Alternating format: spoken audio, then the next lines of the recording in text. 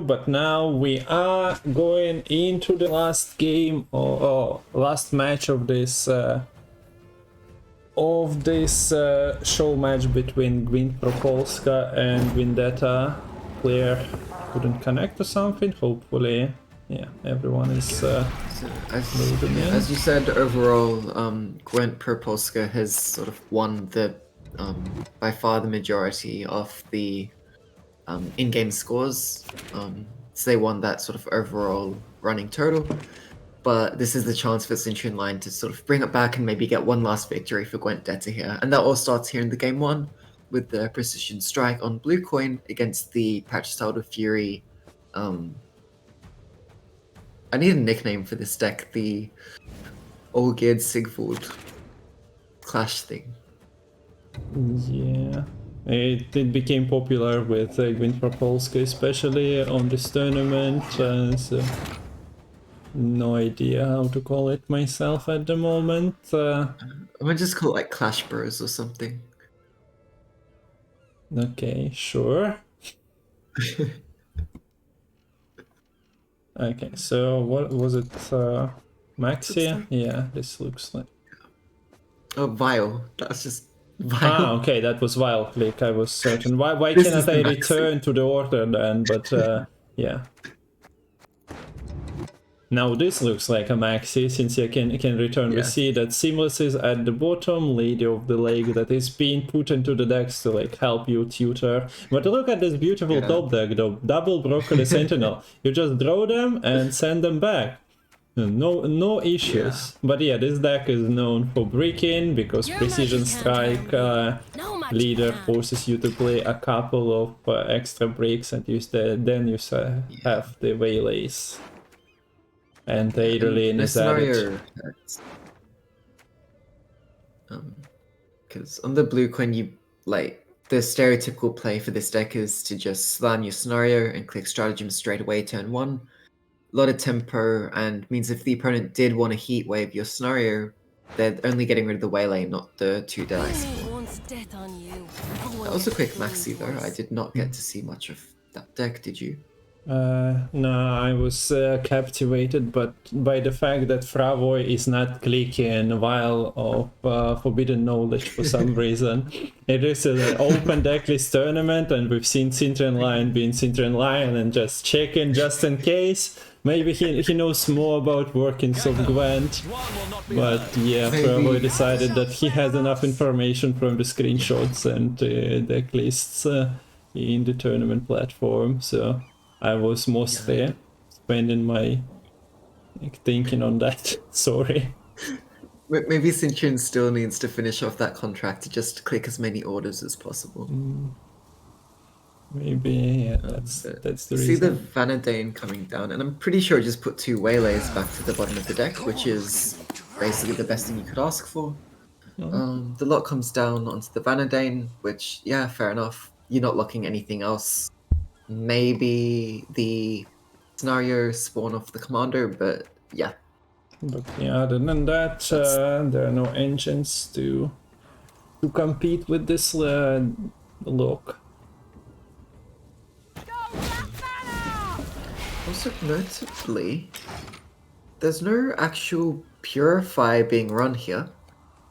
So this looks like a setup of Red Sword here onto the Droggery. Although it can be answered here by a squirrel from Frawoj. Yeah. That's true, that squirrel is waiting for an echo, if it ever comes. Alternatively, you can consider just using an offering on 4-point body, but against Sigvald, Svolbard, Knut, you don't mind another way of looking stuff and answering stuff.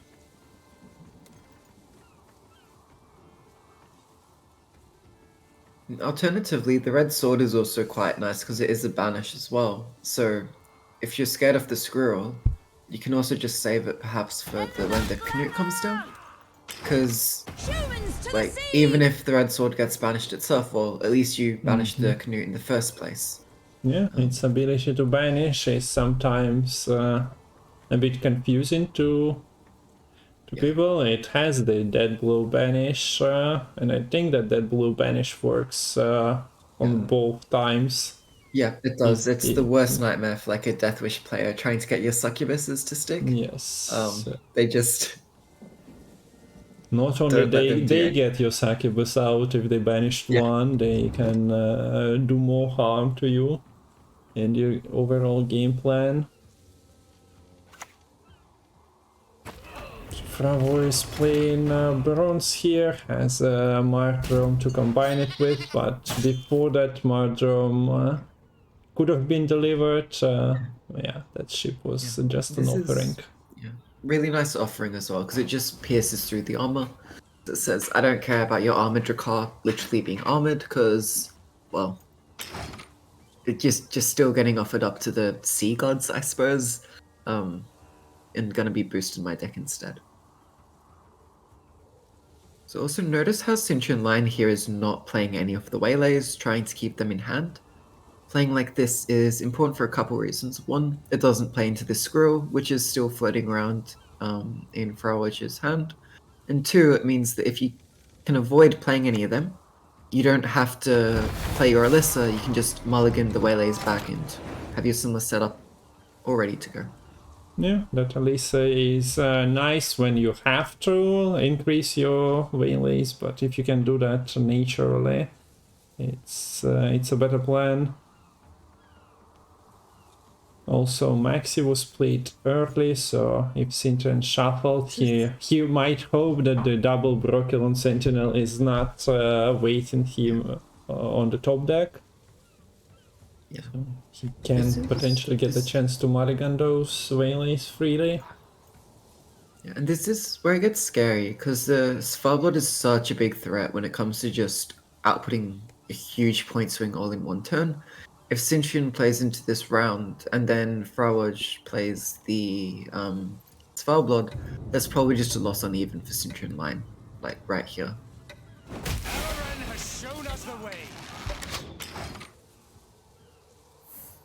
We know the Svalbard is not there, so this is a bit of a bluff by Frawoj, and I don't know if CintrianLion sees through the bluff or just doesn't care, but decides to play into this round still.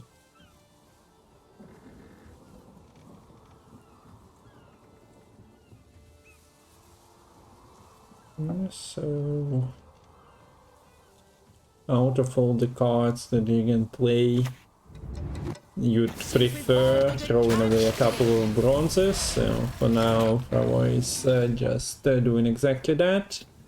That card haven't seen any play for longest time possible, but yeah, this tournament, if you started watching Gwent during this tournament or during I don't know, puzzle streams as well, as Matol mentioned that this is called Puzzle SK at the moment, and yeah, you'd think that this has like a meta defining or at least fits into the meta, that Plunderer, but between Trigger and Fanatics activating your Knut, since we are not playing with Earth and Ritual ability, and just hitting Olgierd, I suppose. A few ways to use it. So Cintrian is considering if he wants to play that sword, but that's not even enough tempo. While played on the lock or Fanatic, so yeah, second waylay also goes in. So this looks like the squirrel now, just yes. Waylay. Are you putting squirrel into the sword? Not much is like on the board at the moment that is worth banishing. So yeah, lock it is instead. Yeah, the Squirrel Gorn makes the sword a lot safer now. It actually goes through here with the lock.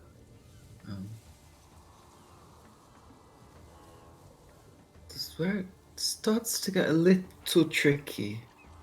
You could catch up with, say, the Olgierd, click your totem. That could work. Yeah, what is and I think you're starting to just suspect that there is no blob for sure here, because if it was in hand, probably would have been played a turn before to like guarantee the win. Okay, so all geared lands. Do we see like we see a hesitation here, but yeah, the totem click puts Frawoj ahead. Cintrian has a double toe punish. You'd want that for Sigvald and for Svolblot. Those are Yeah, best. you want it for Cursed, you really want to get for Serve. The Heat Wave, probably for the Sigvald, but with the Red Sword going through, you can afford to use the Heat Wave here, perhaps.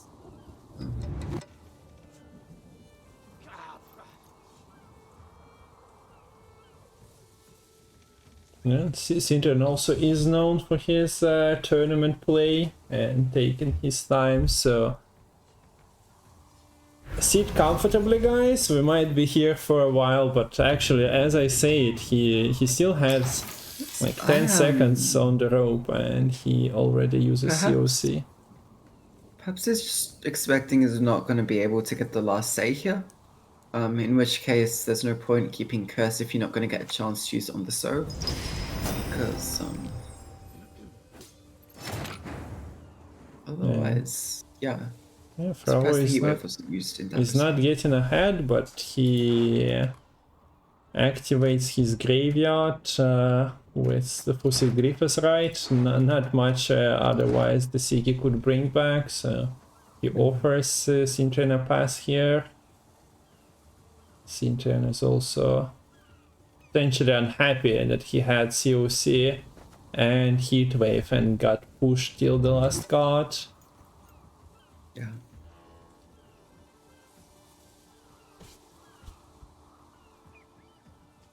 I feel like with the curse gone round, like last say matters a bit less here for Cintrian, I would say. Like especially because you're not even playing Gord in this deck. You're just aiming to go a lot wider. Well, the problem is Blob still exists. Granted, with Totem Gorn it's a bit less scary, but still can wreak havoc on the wide board. Okay, decides to utilize that heat wave, and Frawoj has 7 plus Arniolf. Arniolf is what base power? 13. So 16 is exactly enough.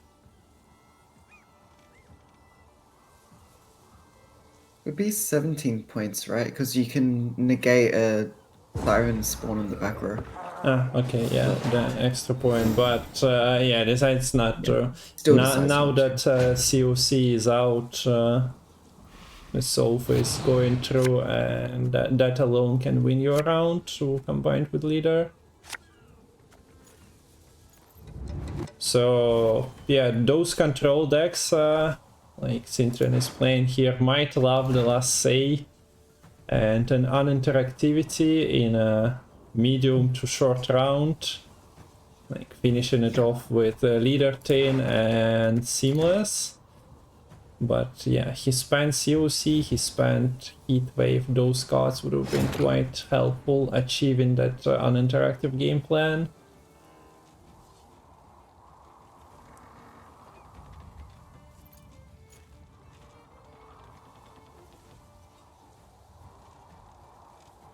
So decisions, nothing to pin your leader on, most likely, looking at the current situation.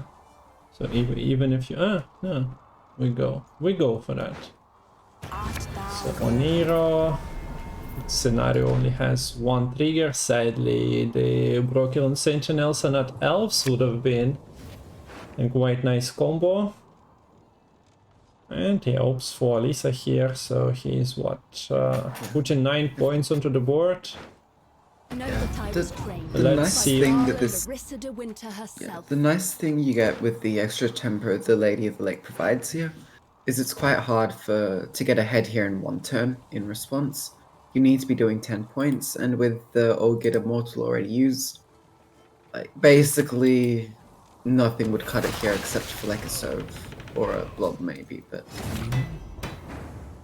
So yeah, Frawoj is not pushing it, starting with the bronze. I was considering if Cintrian will go for Alisa on one of the two COC heatwave here, but he decided to just improve his Waylays count. Yeah. You could shuffle back, and in many matchups it's quite influential to Alisa back one of your troll punishes or COC. Yeah. But we are not seeing this in this game. So Dragoon is playing for 6 points only.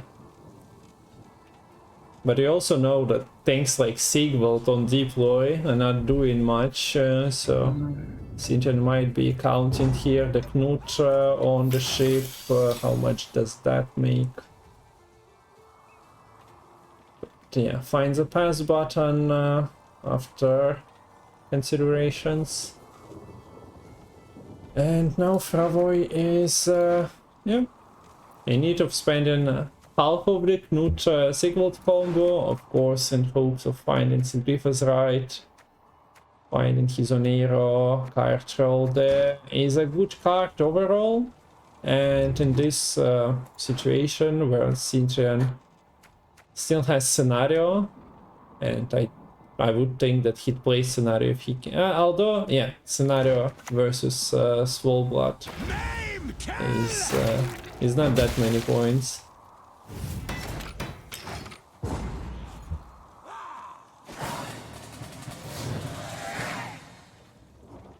So Knut goes to the graveyard. Sigvald is being preserved. Yeah, it was. You force, like, from the perspective of Cintrian here, like, you forced out quite a few golds already.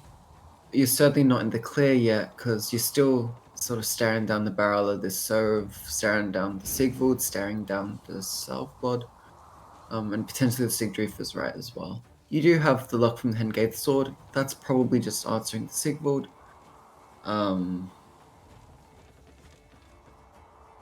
But you still, like, Sov is what, gonna be 20 plus points guaranteed? Yeah, so that trades with your seamless if we're talking about both players using those on the last turn. And yeah, precision strikes, favorite thing to do.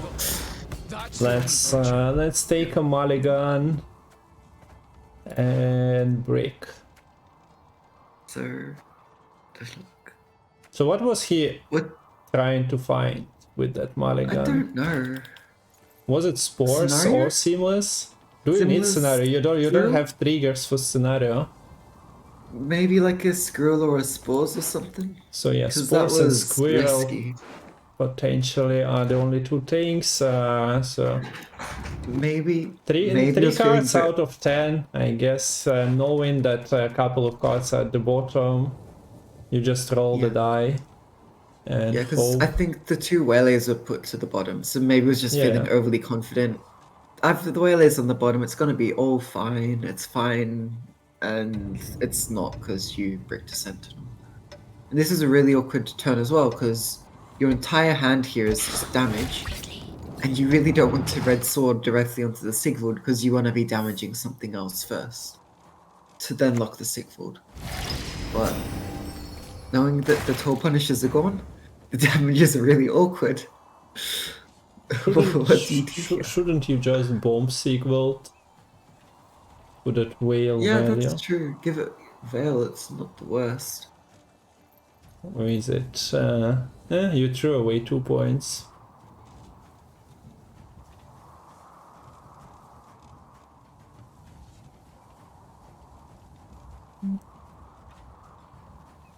I mean, but it still won't take damage at that point. Yeah. I think a Veiled Sigvald is just, I don't take damage and I don't get bleeding, which is still not great. Yeah, that's true. So. But awkward. This deck, this Sigvald, the puzzle Skellige is so awkward. We watched some games yesterday where it was facing against proper devotion warriors, and trade cards are also like hitting it. Yeah. to no avail. So a nice tournament read by all the players who decided to bring it, expecting tournament meta to be exactly that. So Bloodthirst is not being split between two units here. The Marauder could have done better, pinging the Sentinel once. Also CintrianLion managed to preserve his leader, but at the moment, yeah, that leader also not doing much. So he probably hopes to combine the bomb with leader. Yeah, what is Sigdrifa's right pulling? There is only Knut basically, unless you take the armored Drakar trying to break leader somehow. I don't think that ever happens with the Simless. Like, this Sigvald is locked, so Simless leader will still at least go through on the Sigvald, I imagine. John Freya, watch us and keep us.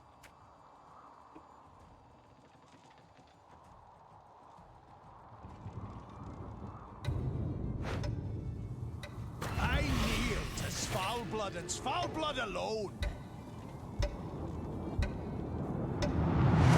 So Knut has been brought out here, falls a victim of a bomb, and I would say... no, you're not leading because, yeah, Svalblood is a god. You're just keeping it till the end. You also cannot suicide Knut, as there is no target on the opponent side of the board. Also, you know that one of the Broccoli Sentinels was already bricked, so leader is not an enormous value. Do you get Blob here? I think you get Blob in like Clash or something. And yeah, we see that. The Bloodthirst 5. And yeah, to a duel, to a clash I challenge us. A god versus Sigvald, and here it is. I mean, that server is gonna be more points in the entirety of yeah, there is only 3 Cintrian's Whaleys as board well. here, right? So This is sad. so yeah, putting back COC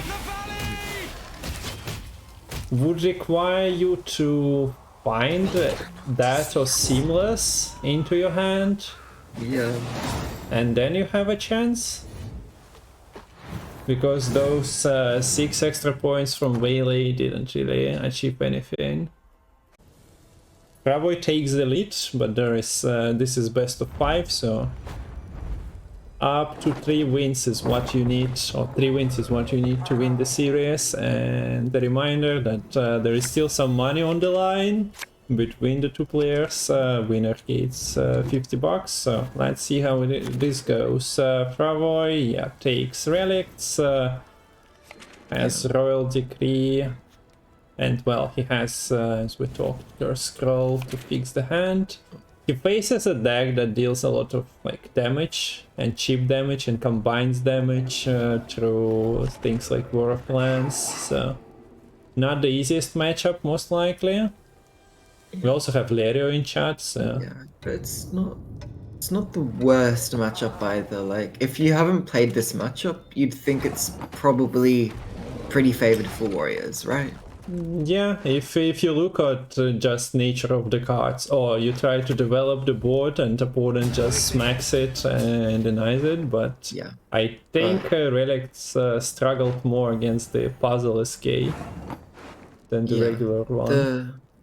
The thing is, like, if you're able to get your Necromancer's Tome through, you're able to threaten so many engines, like, all at once, which is a huge difference maker. And a lot of the raids, well, unless you're playing like a War of Clans, you're only dealing with like 1 unit at once. So if you get 2, like, threatening units at once from the Necromancer's Tome, a raid only kills 1 of them, you're trading up as the Relics player. But this is looking a bit awkward for Frawoj here, because Operators are only hitting the Witch Apprentice. The Crease. So wait, he used scroll for operator Yeah. and Royal's decree on self-eater. I'm a bit confused why you didn't just do that the other way around. Yeah, and chat also points that out, so chat is aware. That was... Yeah, I think that it was just a misordering. That's Yeah. the simplest explanation. Or maybe one of the crones, yeah, looked like self-eater, but yeah, it is what it is. Okay, so this is the game. Self-eaters survive, Yeah. so at least you can operate with that, although you cannot operate with a self-eater on your opponent's side of the board. And Greatsword is also a 6 provision unit, so just bring that out. Yeah, it's fine because you're denying the tier value, Copium. So the self-feeder got cleaned up there, so now there's no live self-feeders on the board. At least when it comes to creating more self-feeders. You could... Yeah, you love display when you have like multiple self-eaters here, but you also love display because it's a lot of tempo. Yeah. Like, I understand you have to basically kill the drag because it's going to get so much value as the round progresses here because you don't really have a toll punish beyond the curse. Then maybe the drag Bondu doesn't even matter if curse is just hitting this huge invader anyways.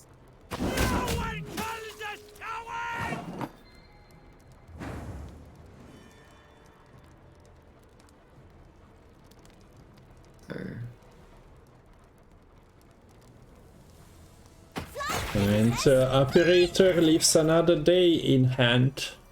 He was obtained. It could have been played for for Piggy as well. Witch Apprentice could have been a target, but well, I guess Frawoj just decided that he gonna draw another self-eater and fix his situation through those means.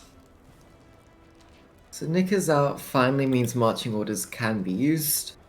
But it's only pulling Witch Apprentice here, which you don't really want to do here because it's basically locking up your Witch Apprentice to be the Necromancy target. So you're actually able to get them back with the Necromancer's Tome. Yeah, do you just play like a dead operator? And like to some degree, round control, like if you're able to just pass here, basically say you're not doing this in one, I could see this just being the pass for Frawoj. You spend the round 2 developing your graveyard, and sort of just take it like that, but you see the piggy coming down and another gutting slash possibly being used, but it's getting a significant point gap. Yeah, so there is only what 12 points on this War of Clans into the 9-point invader. So that's a leader gone if you go for that. And well, both Witch Apprentices got answered. There is a necromancy for them if you want to combine them with the tome still. So not all hope is lost, but at the same time, like you want to do that on self-eaters potentially, just spreading the points and getting your like relics synergy. The graveyard here for relics is looking very sad right now. Like it's not set up particularly well. You would love to be playing a Gansian here to develop your graveyard. I think you do want to keep playing just to ensure you get the round control. Your lose condition is probably having the tome bled out, I would say. Okay, so finds a pass. This should be so 12 points on the War of Clans. So you're missing some points, and you also cannot take it with something like a stunning blow, because that would Oh wait. Do you, 12, yeah, you can. do you use your leader here, or do you go 2 cards down? That's the question here. Cintrian has to Oh, answer. no, he can do that in 2 cards with a great sword. Yeah. But yeah, this still 6. There are targets to hit. Yeah, War Clan Stunning Blow would do it here, right? Yeah, he decides to just put great sword into the graveyard instead. Yeah, playing the Great Sword there sets it up for tier later. Yeah, War of Clans. So decides to keep his leader. Leader is pretty good since you can most likely answer one of the self-eaters or one of the engines. There is still another great sword available for a toll. So say toll punish. Yeah. So the self-eater that stuck around there went up to 7 base power. But it's important to note that it's not coming back from an incubus, so it's basically capped at 7 power for the turn it comes back.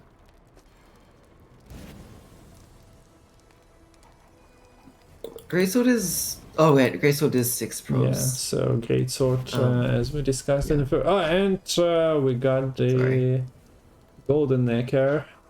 So that's a card. It only has teleportation for a special here. Look, it's really nice to have the curse in hand here, particularly because you're gonna be having the last say as well. Opens your Golden Necker to actually do Golden Necker things. Okay, so Operator was dispatched for in round 1 to be a round 2 pass card.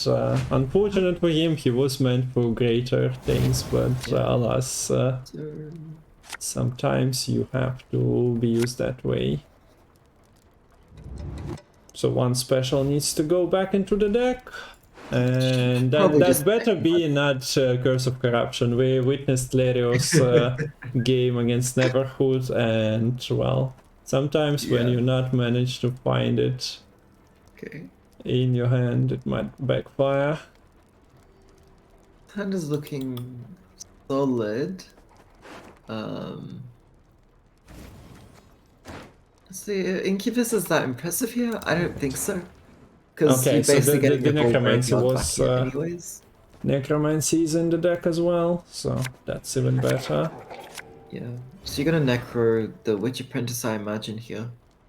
Are you actually bringing back a 7 power Self-Feeder? I think it might be correct, actually, to do Greatsword Self-Feeder shenanigans. Yeah. Like, the Invader is almost the same power, of course. Nah, goes for... Or you could do this as well, get the Fiend back. Yeah, Fiend is stuck in deck, so it wouldn't be synergizing with the Tome. And uses a leader charge to activate his Sabbath condition. So this is already 4 points per turn here on the piggies. How big is a Greatsword going to? It's gonna be what, 26 minus 6, that's 20. Is a piggy getting up to 20 points here? Yes. Yeah. Yes. So this if Cintrian waits long enough, he can I guess he can wait for the Swan Rigger to be out of danger. But granted, if your piggies are going to 20 points, you probably just win. Blood for foul blood! So, knowing that, it looks like 1 piggy at least is answered. Okay, so I guess that was the leader as well, so Cintrian is not taking chances with engines running away. As you pointed out, if they grow too much, maybe you're already guaranteed a win. Instead, potentially reactivates COC. He wants to tier at 1 point anyway. Yeah. So, yeah, like that's the thing, right? Like if you want to play around this COC by letting the opponent grow their units, well, you're letting this piggy stick for an like really long round 3, which that's not great because that's going to be a lot of points that piggy's going to be getting. But if you kill the piggies, well, then the Curse of Corruption gets online. So it's and you do or you don't, you lose either way. It gets activated on a tier, which would have still synergized with War of Clans. Yeah. And so here's the scary thing, right? Because now we have 2 self-eaters coming onto the board in 1 turn. So this War of Clans doesn't even finish this self-eater off. With a leader charge, it's going to start duplicating more and more. Or it gets finished off here with the Brockfire Warrior, which is a little... Wait. I think... Did it... Where did the... okay, Harald pinged the Incubus. I was like, no way Cintrian pinged it in this way. Yeah. I'm not crazy. For a second, because sometimes animations are playing fast, well, they collide. I was like, did he just consider that his Harald gonna cooperate and pick the exact target he wants to... It's also interesting to note there's actually not that much more damage remaining for CintrianLion here, because you have Primal Savagery, War Clans, and that's it. And like War Clans isn't even playing a damage warrior, it's just pulling an invader. So these self-eaters are looking pretty safe because both of those are only at 3 damage right now. Self-eater's gonna be smoking. And this teleportation can be used as well now to bring back another self-eater from the graveyard.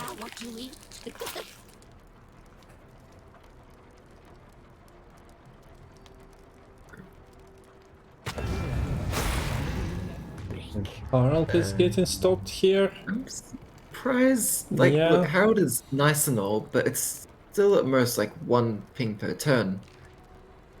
I feel like you're better off like teleporting a self-eater to get more engine value sooner. So this self-eater gets protected from 3 damage raid cards. And there is no warrior in the graveyard. The damage warrior. Sometimes board space can be an issue for a Relics player, because if each bronze is playing like 2+ units each turn, that can clog, but I don't think that's going to be a problem in this round. So there's only actually been 1 Warlord played with a deploy, because note that the Warlord on board right now was brought back with an Incubus. So the War of Clans and the Primal Savagery are still sitting only at 3 damage. They could kill a self-eater here. Yeah. It's an engine that gets triggered multiple times still. This should be the... Okay, what are we teleporting? Because... There is a gun can, but there is like 2 of them in hand, so... Yeah. You can teleport that in the end, I guess. I'm not sure what you're waiting on. Are you gonna replay an Incubus? Because that's not doing much. Like, if you replay the self-eater, you get one of your self-eaters back from the graveyard, and then that would be engineing for each of the relics you're playing here as well. So this is nice that tier got protected by Swan, I guess. Double frog is achieved. COC is of course erasing that.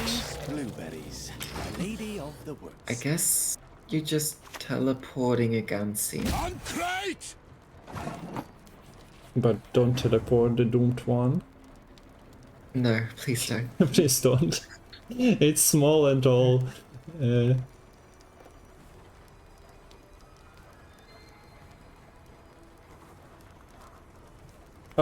How big is the brand? 13 points. So it goes exactly to 100. I feel like... But yeah, it should be enough. It should be a narrow with several, yeah. enough with the self-eaters, and potentially there is something with Incubus, although, yeah, there isn't. I don't nibble at them, they But fall right math is easy, you get +4, and then you have like 4 engines sticking as well, so Frawoj is taking it, but yeah, I think both players could have considered different lines in this game. Yeah, I agree. I would have much preferred Frawoj to go a lot heavier on the self-eaters in that round 3. Like, you want to be using that teleportation to get more self-eaters out earlier. Because like, each self-eater you have, which you can start splitting, like that, it scales so well with like each relic that you end up playing. Like, sure, using the teleportation on the Gansine gives you another proc for the self-eaters you have on your board like there, but you're still getting the procs already if you teleport it early anyways. I don't think that was the granted. It might seem like an easy deck to just slam, but you still need to learn a couple of things about it. Yeah, and I think we also saw like in one of the previous days, like a Cursed Knight was used by an opponent of Relics, and they didn't transform a self-feeder.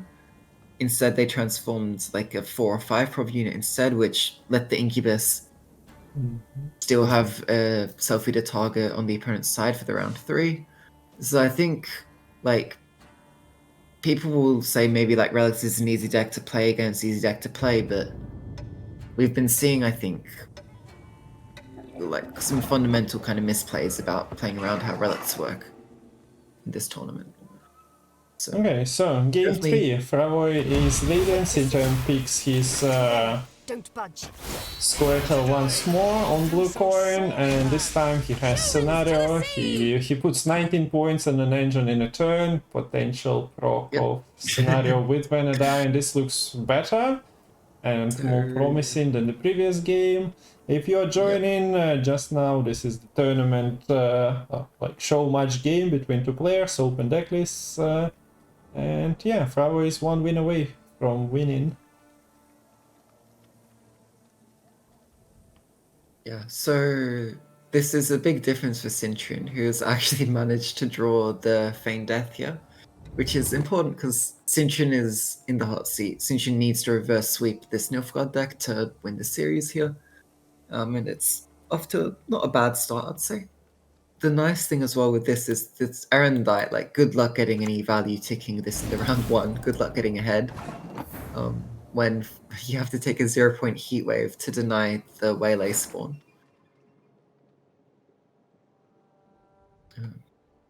So this is not a wild click because we see the wild. So this is Maxi that shows click from here. Oniromancy heat wave at the bottom. Your magic can't harm me. Yeah. No magic can. Probably a shuffle.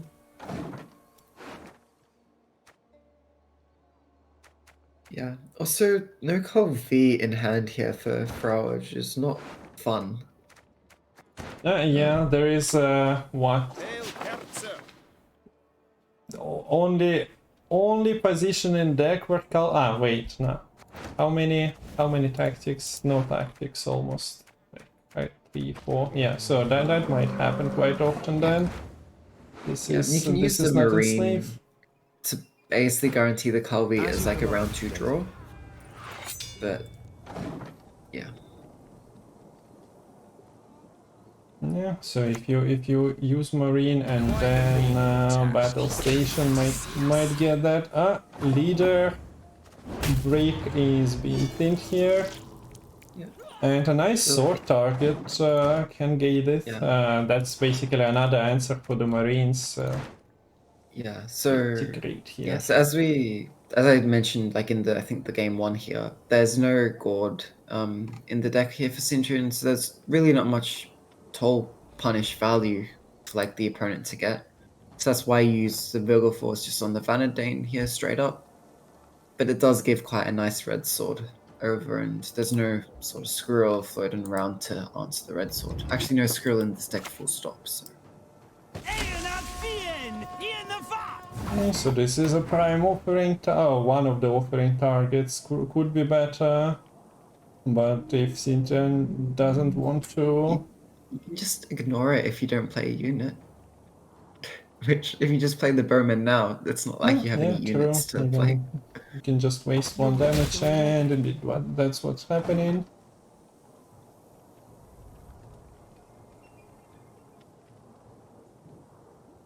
So now you can kill it in any turn, but if you feel like your opponent is passing, it's just potentially better to keep offerings. The problem is, like, formation can buff them up, so if you are staying with offerings till the end, it might backfire. So one of them can potentially be used. You mentioned the Red Sword Vilgefortz is a good answer for a Marine, right? Yes.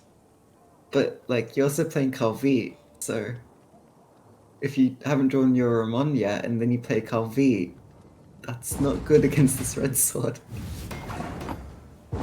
True, okay. And, okay, Cintrian wins round 1.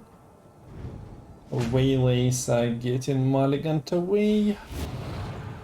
He didn't get the scenario waylay, but he can live without that, so he should be... Okay, we see Traherne as well. That's a factor, but Seamless is safe.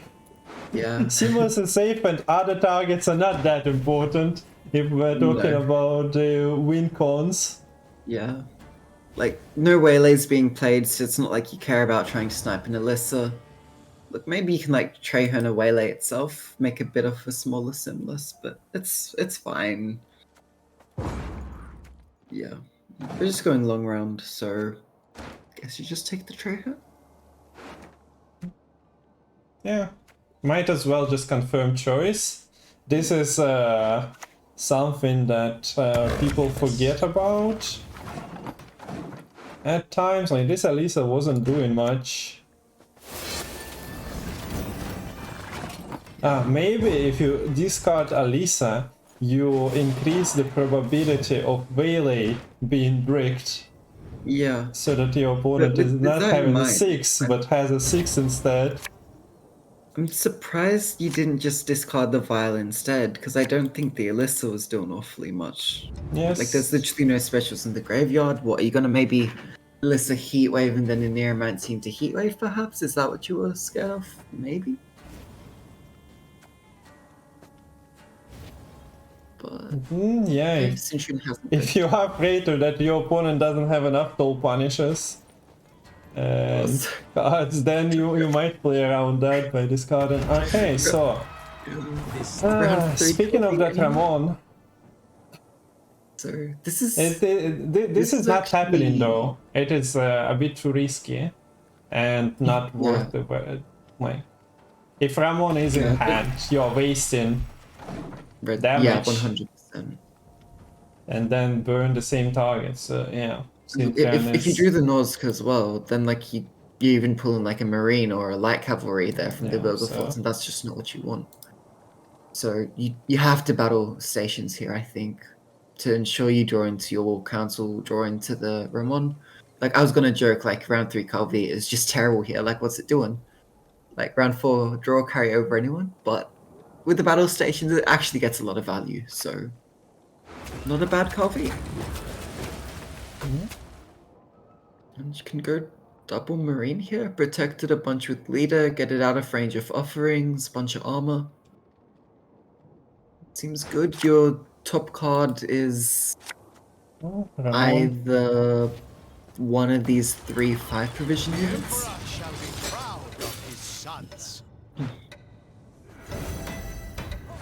Yeah, there is a bit of guessing happening, and I think it buffed self by 1, so correct one was picked.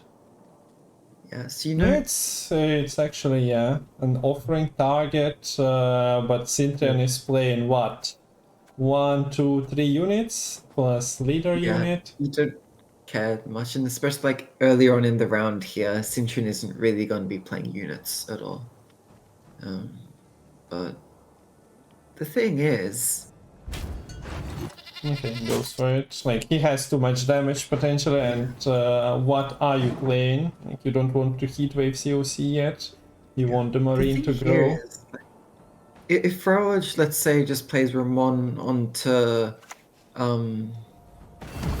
Nausicaa and buffs a non-Nausicaa unit, that's getting quite awkward for Cintrian to deny, because if the slave driver goes through onto a single Nausicaa, that's potentially catastrophic here for Cintrian, because these slave drivers are playing for like 10 points each. That's so much better than like an offering or a D-bomb.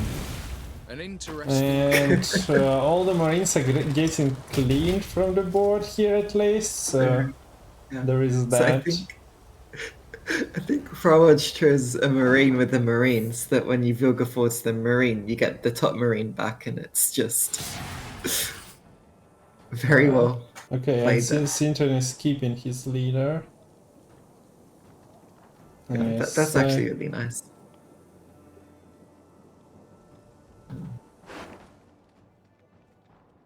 Okay, so the Marine factory continues to function. Yeah. You could have even war cancelled there to know what the Marine was gonna be sort of looking at here.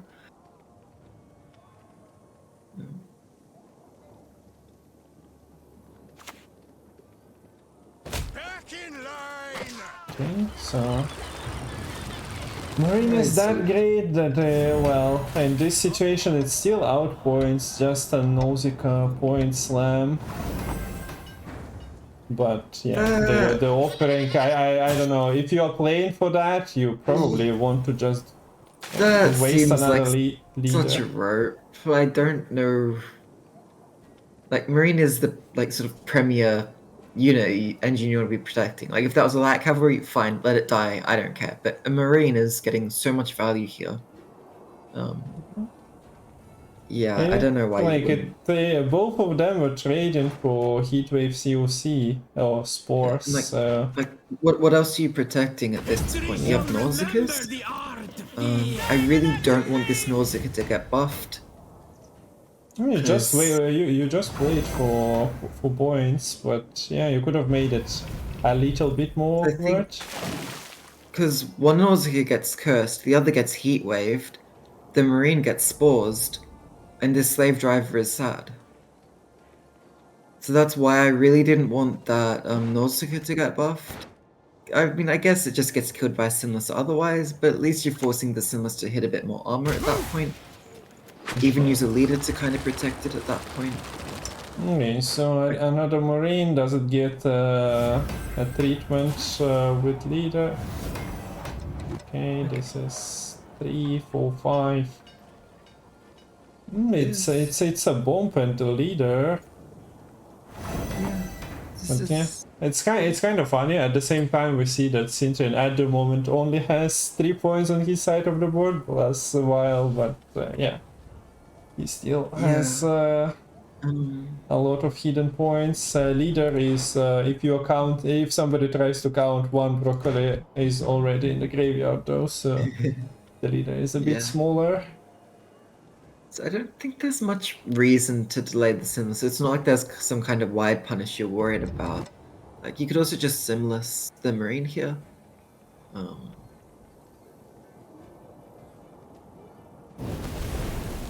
Or just let the Marine stick and bomb. What was that? Is it a ship on the back row? Because slave drivers are here. I think. Yeah. Okay, so as Mosh is pointing out, it might be an attempt at breaking Iron Diet. Yeah, but the problem with that is you're not playing a single unit till your final turn. And okay, you have a heat wave, you have a spores, but yeah, it's a race. Let's see where it ends. But okay, it is a full Waylay Simless. So that's what, 26 points Simless? good heat wave, good spores. 5-point vial. Not amazing leader. I don't know. It looks a bit lacking, if we are completely honest. Yeah, I would agree with that assessment. Plus, when you spores, the Marine is still getting a couple of points, right? Yeah. On the next turn, so that's also a bit suboptimal. Lieutenant Flat will lead the scouts. So 7-point What chariot here is chariot. nice. It's a solid 7.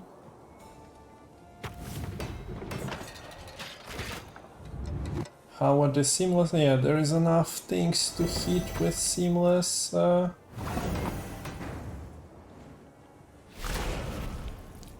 So yeah, Ironite mission completed,